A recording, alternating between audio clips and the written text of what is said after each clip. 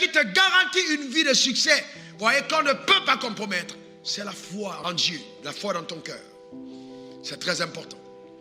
D'accord? C'est très, très important. C'est le seul antidote contre l'échec. Maintenant, allons-y un peu plus profondément. Le drame, c'est que, vous voyez, là, on va du côté de la maturité de la foi maintenant. C'est que nous avons souvent très mal compris ce que c'est que la foi à l'église. Très, très mal.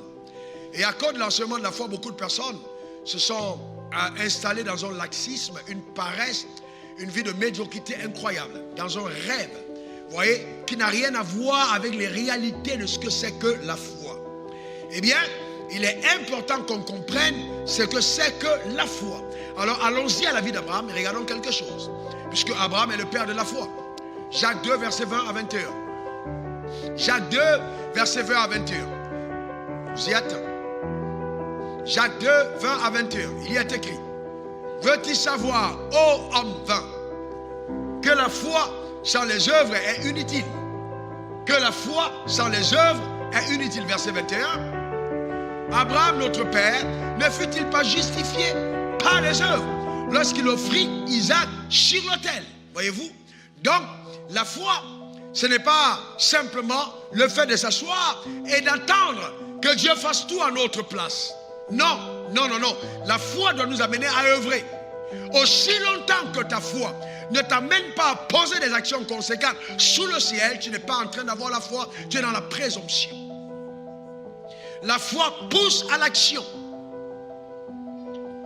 Tant que ma foi ne me pousse pas à agir, quelque part je suis en train de rêver.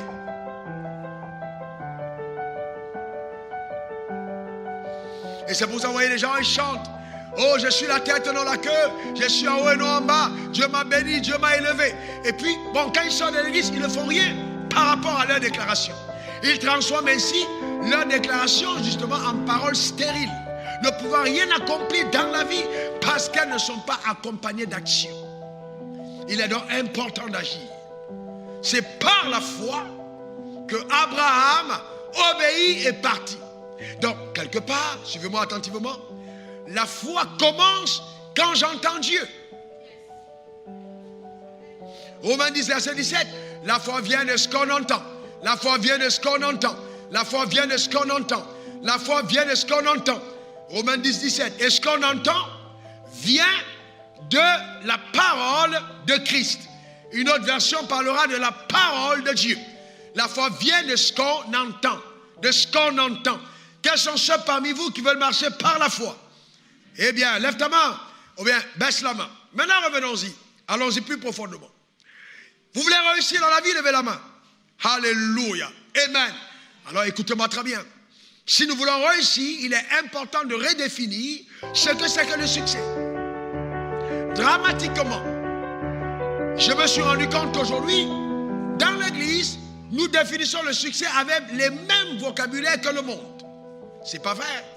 C'est pas vrai du tout. Le succès n'est pas avoir des maisons, d'accord? On verra même que je peux devenir ministre. Je peux même devenir chef d'État de la prise de responsabilité.